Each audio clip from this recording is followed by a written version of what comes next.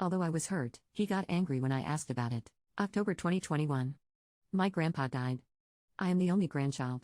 My parents make good money, so his estate was left to me. I just transferred the money. I rented out the farmland around his home. I decided to keep his home since it is close to my parents' home. I live 4 hours away from them. I didn't talk to my husband about it since it was my inheritance. In January of this year, my landlord told me he was selling the townhomes I live in. With costs rising around us, I was worried about it.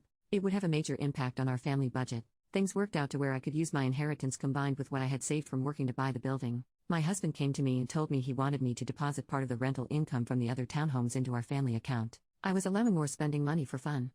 I reminded him of our agreements. We no longer have a rent payment. We ended up in a fight. He is saying I am the A for not sharing the money coming in. Update 1. My husband and I had a long talk when he came home. He knows I am leaving on a trip and asked to go. I told him I needed time. He said he would do whatever I wanted. He volunteered to sign a postnuptial before I asked him. He just doesn't want a divorce. He was shocked by how many people recommended that here. My BFF's husband is a lawyer. He said he could draw up the paperwork tonight. We will sign tomorrow. I will update you after my trip on how it all goes. I also decided once he signs the prenuptial on my inheritance, then, I will ask him about putting my work income into our family budget. As a possible compromise, he can help with the house and kids when he is off work, allowing him to have some spending money and giving me a break. Update 2. Life has been interesting. I had a blast on my trip. My husband was pushed into the deep end of parenting. 3 active babies combined with medical care. He was way over his head. When I came home, his mom, aunt, and husband were there. His mom constantly complains about what kinds of foods I give the boys and what they wear.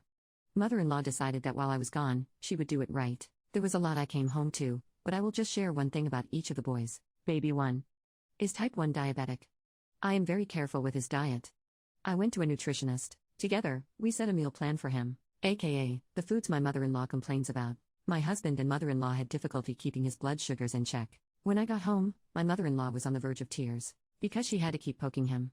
Baby 1 didn't like it. When mother-in-law tries to come near him, he starts crying. Baby number 2 wears hearing aids. They cost $5,000 and must be changed every 6 months or so as he grows. The other 2 babies are fascinated by them. 1 is now missing.